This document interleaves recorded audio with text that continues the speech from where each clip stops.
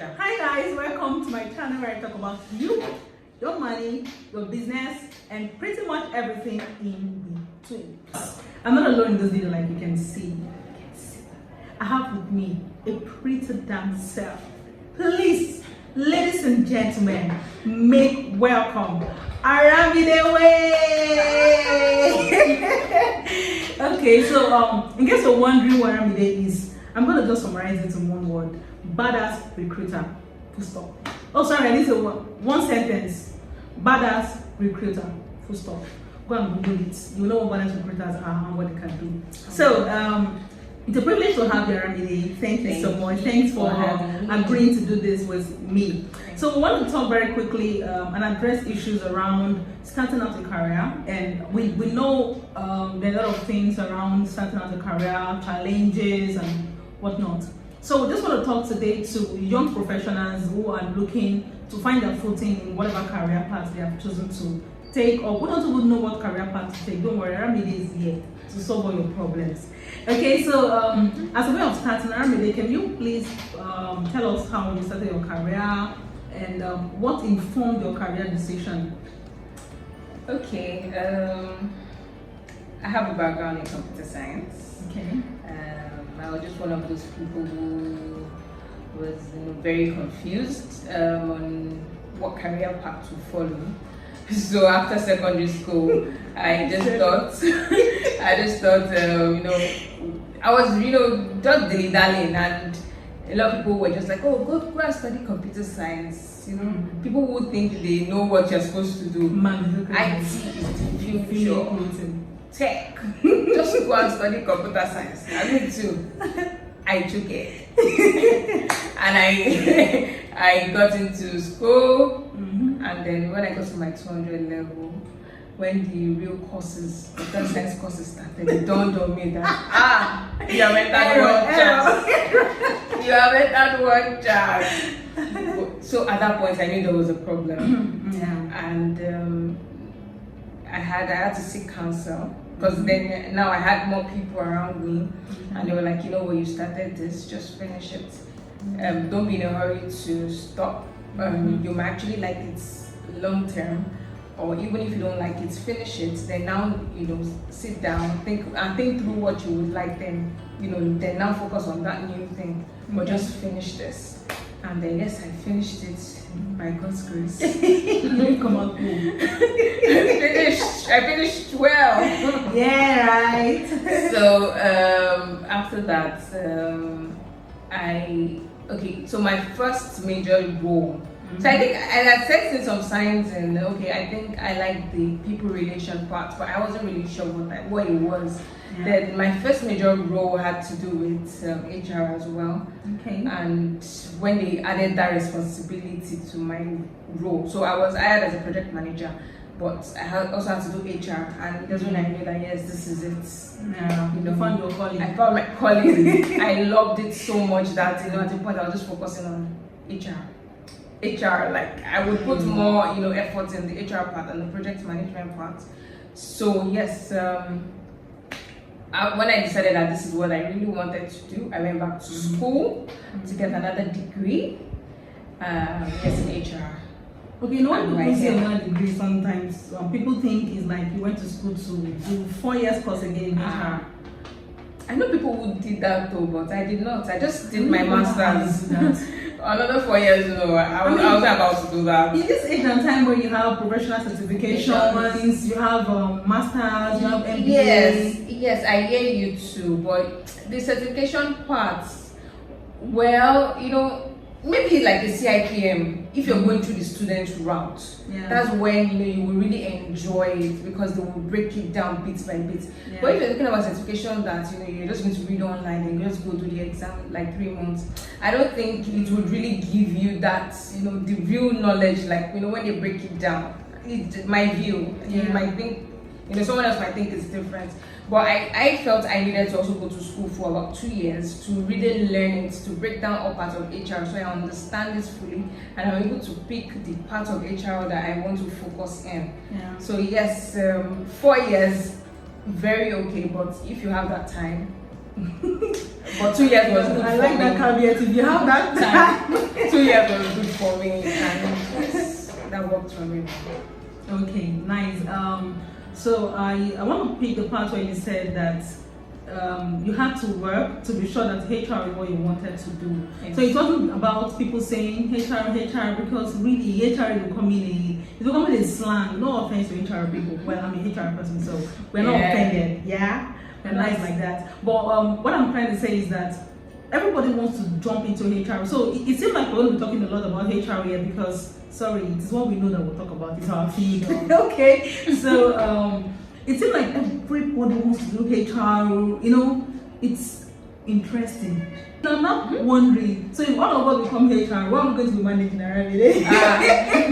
Nobody. You know, why would that there's some people that they feel like we don't do anything. Yeah, true. And I just wonder. True. Like I was not HR.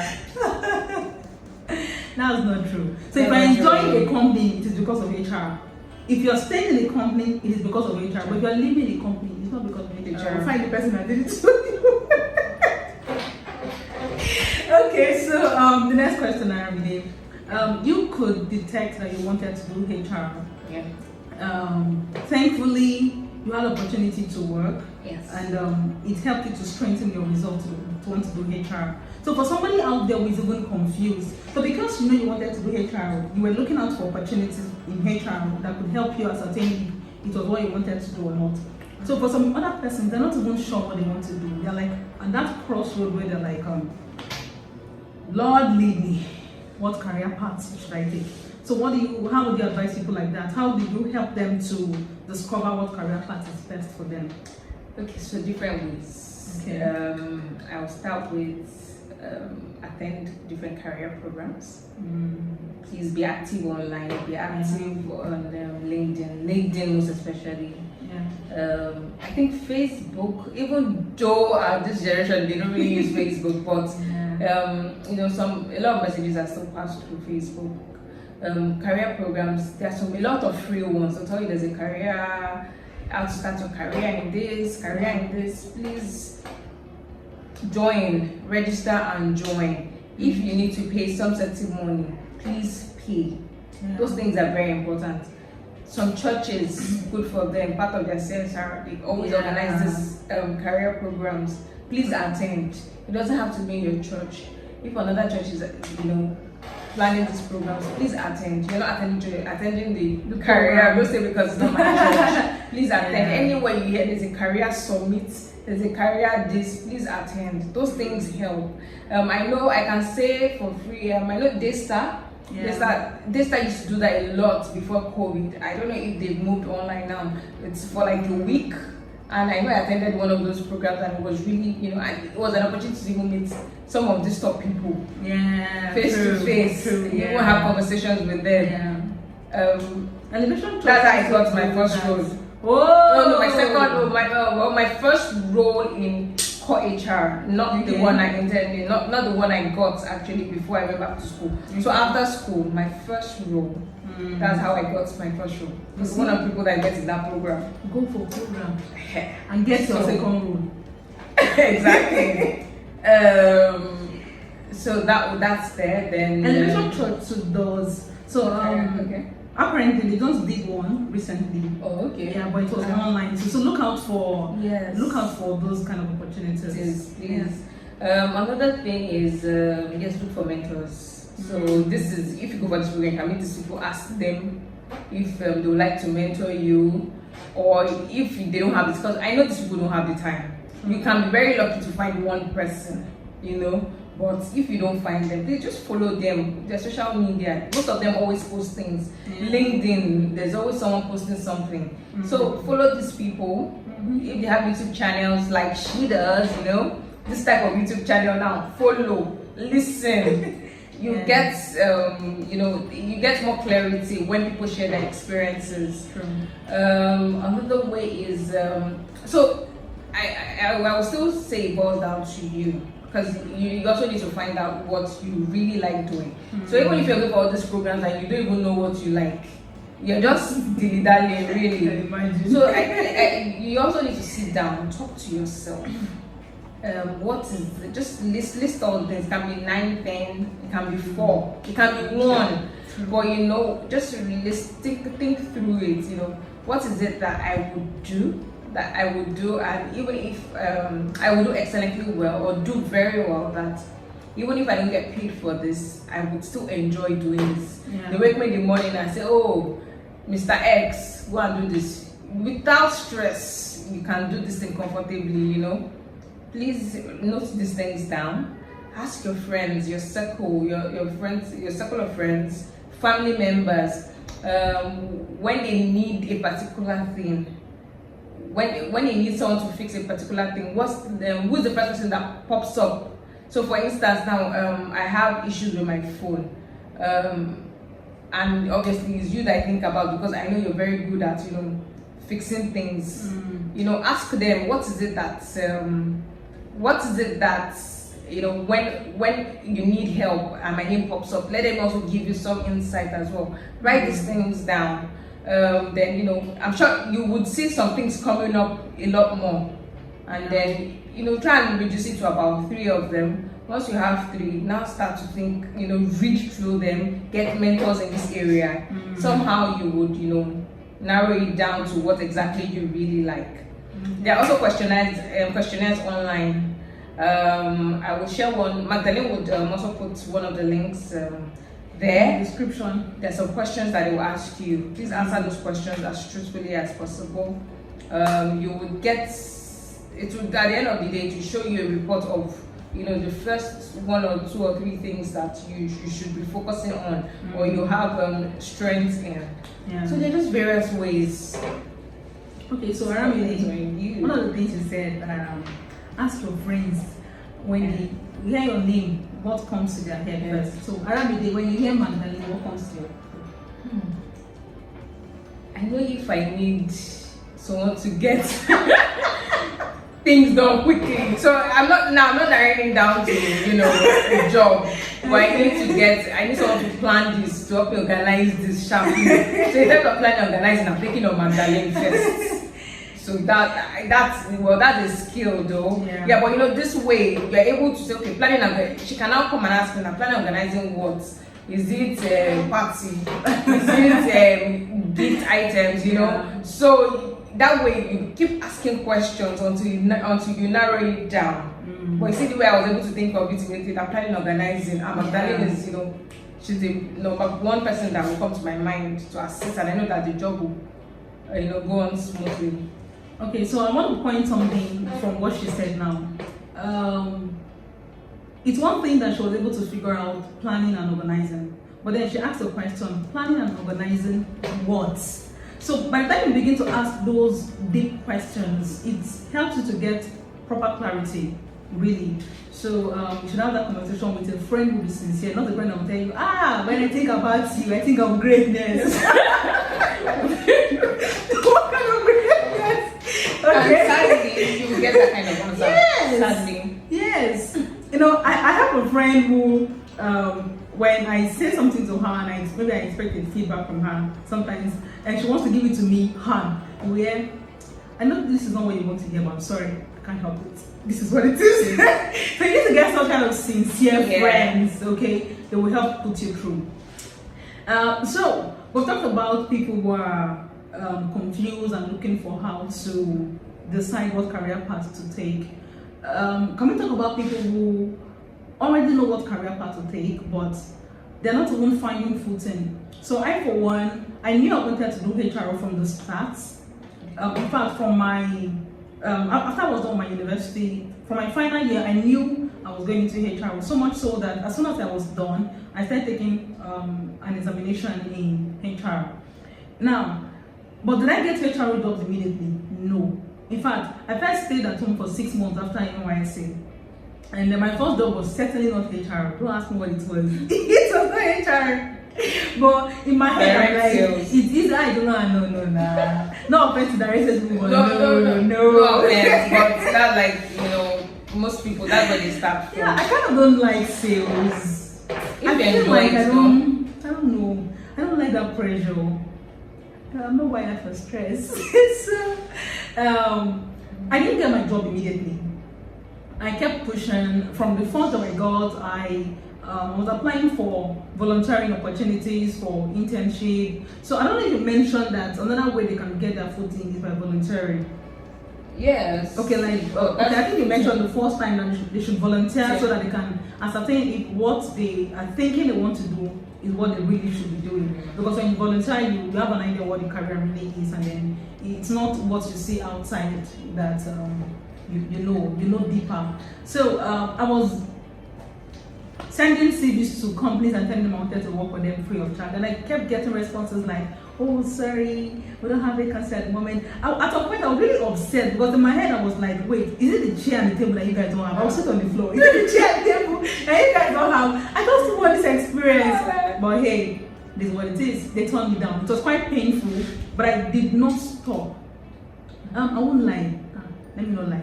I almost stopped because it was quite frustrating. You know, really frustrating, especially because you were saying, "Look, I really just give me a chance. I'm ready to work free. Just give me a chance." You know, it's different from saying, "Please, I need a job." So when you're trying to say, "Please, just give me a chance," and then they're still telling you, "No, no, no," and at some point I'm like, "You guys should go and keep your HR. It's not that deep. But I look for something else to do." But of course, God showed up. Hallelujah, somebody. So I don't want to talk about me now to encourage somebody who is out there. I want Aramide to also help. Maybe when she's done, I can throw in a bit of light. But Aramide, can you tell people out there who are looking for footings in the career path that they have chosen to take because they are very sure that is what they want to do, but they're not getting the opportunity? What do you have to say to people like that? Keep trying. Keep trying. Keep trying. Don't give up. I know it's very annoying. Yeah, it is. There's a different level of annoyance. There's the one that you would ask, they don't even respond to. You send your CV here and you even get the response. Oh, finally, you finally got an interview. One, the other will not even give you an update. Maybe you passed or not. They just leave you hanging. Very annoying. Then, so someone will now tell you, "Oh, sorry, you did not make it." You know, Yeah. I know how annoying I've been there. I have been there. For some reasons, I never delete my rejection mails. I have so many of them. We've all been there. Such a kind. I have it all. That now that I go back to it, because now I have to send rejection mails. Yes, that's the hard part of my job, but I have to do it. I'm now, crafting from those ones that was sent to me. Trying to make it exactly. No. It's not that fragile. I'll try to make it, really sound nice. Yeah. So please just keep at it. Don't let that deter you. It's tiring, I know, but keep applying. Please volunteer for free. As long as you know what you're doing, volunteer for free, intern for free. You don't say, "Please, you must pay me." I have people who just left school and they're saying, internship, okay, how much will you pay me? They'll even be asking, negotiate. I cannot collect more than this. I'm like, hello, you need this experience. What are you bringing to the table? Exactly. What are you bringing? You don't have the experience. We are the ones that would actually, yes, your time is also spent here, but this is the time for you to learn. Give internship a year. Give work, if possible, working for a year. It's not too much for you to gain experience, because most of the vacancies out there right now, if you don't have 1 or 2 years experience in a particular field, they're not hiring you, and they put it there on purpose. So people still, I put up some roles and I still see some people that do not have experience out there. I'm like, why? It was stated there. So you need that experience.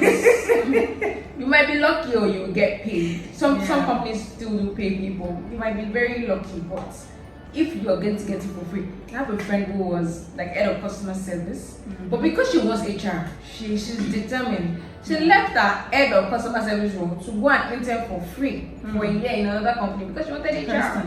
Luckily for her, they retained her. Some cases they might not retain you, but you can be sure that if you put in your best in that role, people are watching you. Yeah, very true. If they don't retain you there, they can refer you to other people because yes, they have some sort of network and they know people who are hiring. Yeah. So just the thing is, you need to put yourself out there and you need to do your best. Yeah. And don't say you must collect something before you do your best. No, it doesn't work that way, really. Yeah. Okay. So this is what I want to say regarding that you are saying you want to work free of charge sometimes doesn't end up as free of charge. So we're just trying to get you to have a mindset to say that you're willing to go below what you think you deserve just to get an experience. So I used to say something that there's a level at which you gain experience when you are charging. All the ones you didn't charge when you gain experience, you will put all of them together. Put it together. You understand? And then it will be what's paying you really. Yeah. So go with this mindset of I want to volunteer.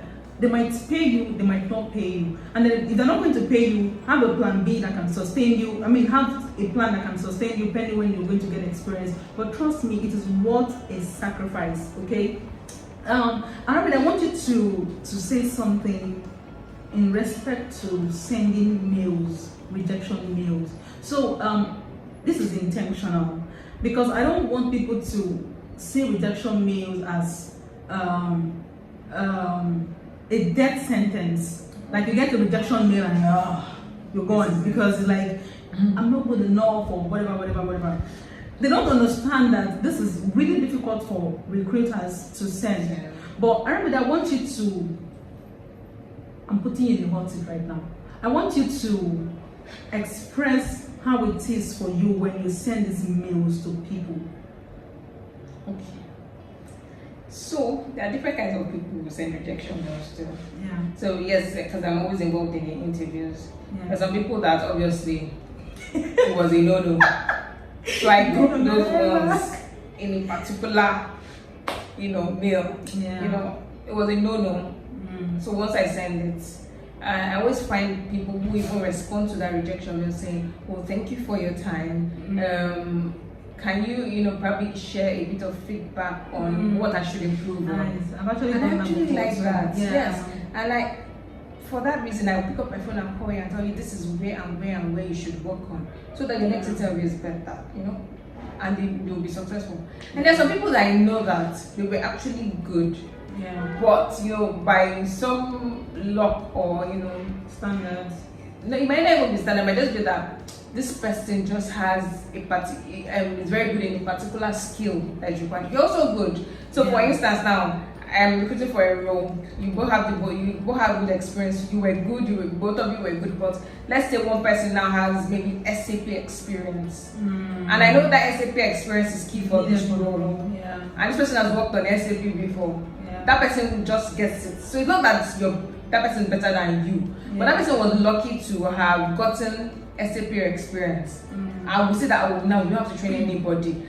Employers, I'm sorry, we employers, we're just looking for, we don't want to waste time. Especially if it's a role that we have told you that we need some level of experience. We'll go with that person. So that person's equally good, you're equally good, but because you just lack that skill. So that kind of person, I always, before I send rejection mail, I'll call this person. It's just me being, just trying to be nice. Humans and nice. And when I just always make sure that it's on Fridays, because it's not, forgive those people that don't send you feedback. It's really not easy. We're doing so many things that feedback, we try to, I was one of them. It was hard sending feedbacks. I think for me, it was like, why am I in a hurry to make someone's day bad? I think that was the mentality for me then, and I just let it go. But somehow this person is also waiting, so I just make sure that yes, I do this. Then yes, back to me, calling you and just telling you that you were very good, but yes, this is what you lack. I think maybe you should just go learn this. I know you probably need experience in this, but maybe go learn it online as well. There are free courses, but you're also good, and I'm going to keep you in view for another role. Yeah. And if I get other roles, I will refer you. So I just always try to put that in place as well. But if you did not do very well, I'm sure that you're just going to get some certain mail saying, "I'm sorry, we cannot move on with you." Yeah. But yes, it's not an easy thing for us, like I say. So forgive us. Yeah. So I wanted you guys to just understand that what you're thinking in your word is different from what they're thinking. So it makes sense that we have somebody in the other side of the table who is expressing how it really feels like. And I'm glad she mentioned that some of the rejections is not because you're not good enough, but for one reason or the other is unavoidable. You have to choose someone else. So what that says is that as much as possible, equip yourself with anything you can equip yourself. So apparently I got my first job because of my typing speed. You can imagine that. I mean, someone is going to have a laptop and not think it's relevant. I remember growing up, we have a system in the house. My dad, one of my uncles put my back on. So I just took it personal. You know, I compete with myself with that Mavis Bacon. I want to beat my record every time, and somehow I developed my typing speed, and that was one of the things that ended my first job. Okay, so you don't take learning of things and then building of competencies for granted, because you don't know which of them will give you an edge when you're looking for an opportunity. So lastly on this, I want to say that when one method does not work, try another method, but do not change the goal. So you know this is what you want to do, and then you've tried several things. I mean, you've told all your friends to help you get opportunities. You've told your mentors, like she rightly said, you should get a mentor. It's not working. What else can you do? Try something else. Okay, I mean, one of the things that helped me to get even my current job was that I had to reach out to people on LinkedIn. And you don't go to people on LinkedIn trying to harass them, trying to go there with this entitlement mentality like that, or obliged to respond to you. People are busy, people are doing things. Just keep trying. You might have sent the first message, nobody responds to you. Keep sending. And then as much as possible, don't sound like you're desperate to make money. Let them understand that you really, really want to get experience in this thing. You know, when the LinkedIn thing worked out to me eventually, I got 2 offers.